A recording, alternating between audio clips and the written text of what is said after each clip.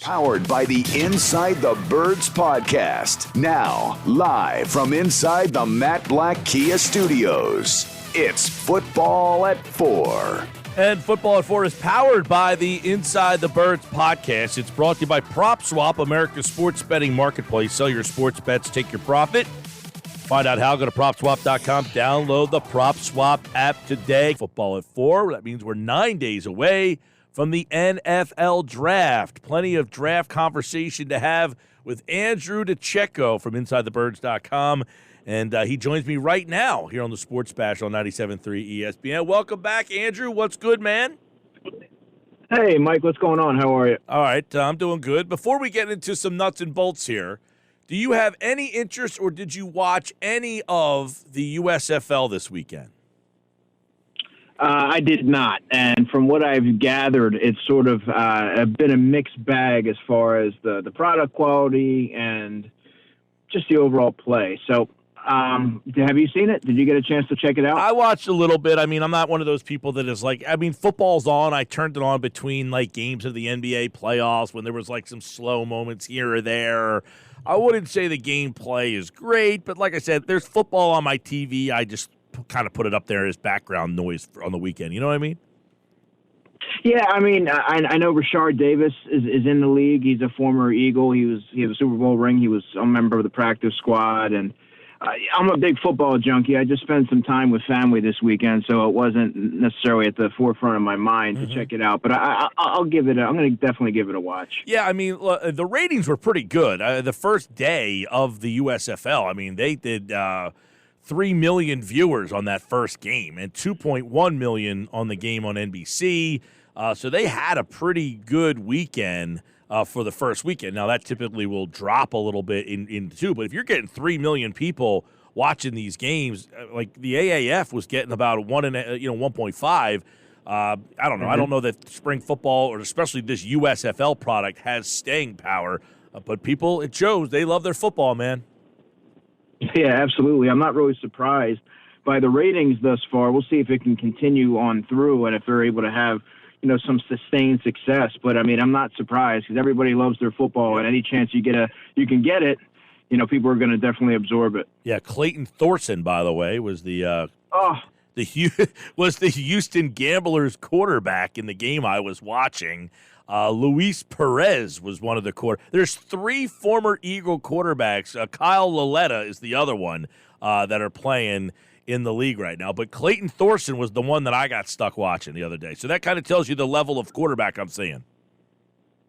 Yeah, I mean, outside of Christian Hackenberg or Matt McGloin, you pretty much would have the gamut of all these former Eagles quarterbacks. Aren't you right about that? All right, let's take a look at some of the things that we're watching. Hey, I've heard a lot of conversation leading into the draft about Charlotte at number 6. I want to kind of get your thoughts there. Do they think 6 is too high to take a quarterback? And I asked that because obviously we've heard, there's little whispers about the Eagles have 2 picks. Would it behoove them to call Carolina? In other words, do you think it would be worth in this year's draft to move up to number 6 for somebody? If you're looking for a quarterback, you mean? No, if you're Howie Roseman, because Carolina apparently is not thrilled about drafting a quarterback in the 6th spot. They think they can move down and take a quarterback. Right. So if you're Philadelphia, would you call them? Is there a player you would want at number 6, not a quarterback? Sauce Gardner, without hesitation. I think that he's a difference-making player that you're going to have to get within the top 10 likely. And I think you can plug him right in, and he's going to be an all-pro and complement what they already have in Darius Slay. The Eagles really don't have anybody outside of Darius Slay, so I think that you're getting a sure thing with Sauce Gardner. So he probably would be the only player that I would definitely swing the bat on if I'm the Eagles. So if he's there, number 6, Carolina's on the board, you would pick up the phone and make that call and say, hey, what do we need to give you to move into that spot? Yes, yeah, I definitely would because, like I said, even if Sauce Gardner's within striking distance of the Eagles, and he getting past, we're talking about 8, 9, I think the Eagles need to be aggressive and trade up and get him because he's a difference maker and a plug and play guy. So, He's as close as you're going to get in this draft, Mike, to a sure thing. He doesn't really have many blemishes to his game, and I think that when you look at what the Eagles really have at corner, it's kind of scary when you look at their depth chart. And right now Zach McPherson, if the season were to start today, would be their starter opposite Darius Slay, and that obviously can't happen if they expect to be competitive. Okay, now if Kyle Hamilton starts to fall, let's say he's hanging around the 10 spot, do you think he gets to 10? Yeah, I do. Yeah, I think there's a chance that he goes right around that 10, 11 area. And do I think the Eagles should pursue it? Only if Sauce Gardner's not, if he's out of the equation, if he's already off the board. I think that he's sort of a unicorn, Kyle Hamilton, as far as what you're able to do with him and move him around. And he's not strictly a safety. You can move him, you can sort of treat him like you would, like Malcolm Jenkins was, but he's a much more athletic, and he has the size and the range, and he's also a lot younger than Malcolm was when he got here. So, I mean, he and the Eagles need to rectify that position and stop getting these free agent Band-Aids. Tyrann Mathieu, a name that's been kicked around, of course, but I think if Kyle Hamilton's there, he'd be another guy that would be worth trading up for. Right. Those are two interesting names there. When we start to look at the wide receiver stuff, now you and I have thrown a couple of receivers, but I feel like every single mock draft, take them for what they're worth, I get that, but seemingly has a wide receiver falling into that range. Do you think that there will be a choice of wide receivers? In other words, do you think that these receivers aren't going to start going off the board until we get around 10, 15, somewhere in that range? Yes, and the reason why I say that, Mike, is that and I think you and I spoke about this last time, is that there is no Jamar Chase in this class. There's no bona fide top flight guy that's going to be this perennial all-pro, at least not one that jumps off the paper. I think Jameson Williams is going to have the best career out of all the receivers, followed probably by Garrett Wilson. But that said, that's also far from a sure thing, unlike last year and the year before. So I think you're going to see a lot of them sort of go anywhere from like 10, 11, 12, 15, in that 10 to 15 range. You're going to see the Garrett Wilsons, the Chris Olaves, the Drake London might go around 15, 16. Somewhere around there, 17. So, I mean, I think there's a lot of guys that are in that similar tier, and it's going to come down to preference ultimately. Okay, so we had discussed about that last week. I want to get your take on, because I'm kind of moving on from wanting to take a wide receiver in the first round, because I think in some of our conversations, hey, you could get one maybe in round 2 and round 3. I want to ask you where you think these guys might go. I know we may have hit on Pickens last week, but is he a guy that's available at 51? It's going to be close.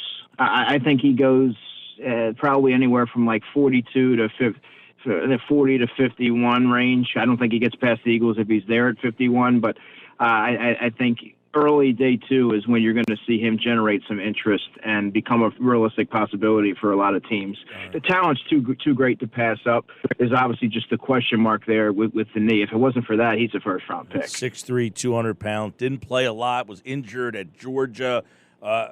He made a big catch in that game against Alabama in the SEC game. He had a big catch in that championship game. But if you look at the numbers, you're going to say, well, this guy didn't do much. But as Andrew just mentioned, he was hurt. 36 catches, 513 yards, 6 touchdowns his sophomore year in 2020. Let's go to John Metchi over at Alabama. Tore his ACL, 96 catches, 1,100 yards, 8 touchdowns. I would imagine at 51 he's there, right? What about around 83? Yeah. I even think, I was just going to say, I think even around 83 he could be there. If he falls within that weird range where in the 70s, well, the Eagles are also armed. Let's not forget with that pick number 101 that they acquired from the Saints, that they could also use if they want to sort of move around a little bit. And I do think realistically that Metchi should be there around 83. Again, another guy that's coming off an injury, but he's been very productive, big play guy, works all 3 levels of the field, will be an interesting fit, and you already know that he's going to be pro ready and well versed in all different route concepts and things like that. So you don't really have to worry about getting a raw player that you really have to sort of mold into an NFL receiver, I think you know what you're getting with a guy like John Metchi. So that would be he could be in play at 83. Jalen Tolbert, another guy from South Alabama, could also fall within that range. 6 foot 195 for Metchi there. You mentioned Tolbert. I was going to get to him. He's actually on my list here. I want to ask you, though, this guy's interesting, man. I had somebody ask me about him the other day, and I said, you know what? You're the first guy who's brought up Christian Watson to me, and I'm surprised that Eagles fans haven't caught on to him. Now, for two reasons. One, he went to North Dakota State, very famous for Carson Wentz, Trey Lance. In fact, Trey Lance and him play together. Two, he's 6'4", 208 pounds, and runs a 4.3 40. I've heard people say he could be the DK Metcalf of this draft. Why aren't we hearing as much about Watson? Well, I think it simply has to do with the school, right? I mean, North Dakota State is not it hasn't been known as a factory that churns out wide receivers. But that's not, again, and when you look at a guy like Christian Watson, you wonder, he has the size and the speed and everything like that, but what is he missing? And for me, Mike, he's still he's a very unrefined route runner. He's shown marked improvements in that area, but you wonder how he's going to be able to transition at the pro level. Is he going to be able to run the full gamut of routes? How quickly will he be able to acclimate himself to the NFL level and the NFL speed and things like that? I mean, even I think I spoke to Zion McCollum, interestingly enough, on Draft Dreams, and he said that Christian Watson was his toughest cover, but he also said that he didn't think that Christian Watson was able to really show what he was able to do because of their offense. So I think it was sort of indicated there's a lot more he had a lot more to offer, a lot higher ceiling than what he was really showing, which is awfully enticing when you look at what he's already able to do and that size and speed. So it's a little bit of some question marks there if you were to draft him. You know, I don't know that he's going to be a plug-and-play guy, which the Eagles need right away because they need a lot of help at wide receiver outside of Devontae Smith. But I think that he's going to be a productive player. I just don't know how early on in his career that's going to happen. Yeah. Now, what range of the draft do you have Christian Watson going? I think this is an interesting one. I've seen mock drafts with him in the first round. I've seen him in the 70s. Yeah. So where do you have him? I have him as a mid to late second round pick. Mid to late second round. All right, that's interesting because North Dakota State, you mentioned the school, small. I like the story. Now, who did you talk to about him? Zion McCollum, who guarded. He said, the how corner. I asked him what his toughest cover was. Yeah, the corner. And Zion McCollum in himself, he is a guy that's climbing up draft boards as well. But I thought that was an interesting comment that he made about Christian Watson. Yes, very good insight by you, Andrew DiCecco here. Football at 4 from InsideTheBirds.com. Dotson, Penn State would be next guy on my list. 183 catches, 2,700 yards, 25 touchdowns. Those numbers say very productive guy. Your thoughts on him? Yeah, he's actually a player that I got a chance to see up close and personal at Penn State's Pro Day late March. And, I mean, I got to tell you, he stole the show, Mike. He doesn't have the requisite size that you want and what the Eagles really need right now. They're looking for a big-bodied guy. But I'll tell you what, his ball tracking really stuck out right away. He caught everything. He was a very technically sound route runner. He just looked very fluid. And to see that in person and see the confidence that he played with and the authority and technicality that he ran his routes with a purpose and his ability to track balls that on some of these throws, frankly, at Pro Day that weren't necessarily on the mark, he was able to reel those in. And just concentration and everything. I think he's a guy that when you talk about being polished and pro-ready, you're talking about a guy like Jahan Dotson. Now, how does he fit with the Eagles? Well, I mean, I think he can be an outside guy, but I think more often than not, you're going to see him work in the slot, and the Eagles don't necessarily need a player like that. But again, you want to get a good player who's going to be able to contribute, and you're not going to have to roll the dice with him. I think Dotson's going to be a guy that can, you can plug right in, and he's going to help out day one. All right, I like you mentioned that you stole the show at Penn State's Pro Day there because Brisker's another guy that we'll talk about later on in this week when you're back. Because looking at second and third round safeties, I don't know that he'd be in the third round, but Brisker, I would have a lot of interest if he was there. As I'm doing more research on this, there's a couple safeties that I'm willing to wait until the second round for. Does that sound like, there's going to be some picks at 51 at that position? I don't want to get too deep into that because we'll talk a little bit later, but I like 51 at the safety spot. Yeah, 51's a good spot to be in when you're looking at safeties. I mean, you're going to look at a guy possibly like Brisker, and you're going to have Jalen Petrie, perhaps. I don't know that Lewis Seen will be there. There's also Kirby Joseph. That's probably going to be a little early for him. But I think Brisker and Petrie in particular, that could be a sweet spot for those type of guys. All right, you mentioned Jalen Tolbert. He was on my list. Many people would know him, South Alabama, but got a guy 6'3", almost 200 pounds, and I would imagine his size at that position, 82 catches, 1,400 yards, 8 touchdowns, very high-end speed, the ball skills, man. This guy, if he went to a bigger school, probably get more talk. Exactly, man. And you know what? He checked off all the boxes at the Senior Bowl. He proved that he can compete with these Power 5 guys, and I think that you would think that with his size and his ball skills and things like that are very enticing, that he would be this physically imposing, contested catch specialist type of guy. That's not necessarily his game, although I think that he could add some weight and strength to play strength and develop that area of his game. But I think he's a guy that can help out between the hashes and definitely give the Eagles another option outside of Dallas Goedert to help in the red zone and be a quarterback-friendly option. And I really like what he's able to do, just the ball skills and ball tracking. He's been a guy that I followed for at least 2 or 3 years at South Alabama, and I've always been enamored with his ability to steadily progress each season. And I think he's another guy that you look at and you say that he's only scratching the surface. I think you get him into an NFL system and an NFL route tree, and I think he's only going to get better, which is kind of scary to think about. I think he's going to be a really productive player. Okay, those are 5 guys that I kind of am intrigued by. Is there another receiver that's maybe second, third round that I didn't list there that Eagles fans should have their eyes on? Well, for maybe third round, I would say Alec Pierce. He might Khalil Shakir, is Danny Gray is somebody that's going to kind of climb boards here, but I think you hit the main ones. I would say target Jalen Tolbert in that area. Maybe Metchi would be the guys that if you're going to look at in that second or third round. But if you look later on in the draft, I would look at a guy like a Khalil Shakir, or maybe even a Reggie Roberson from SMU, or Danny Gray from SMU.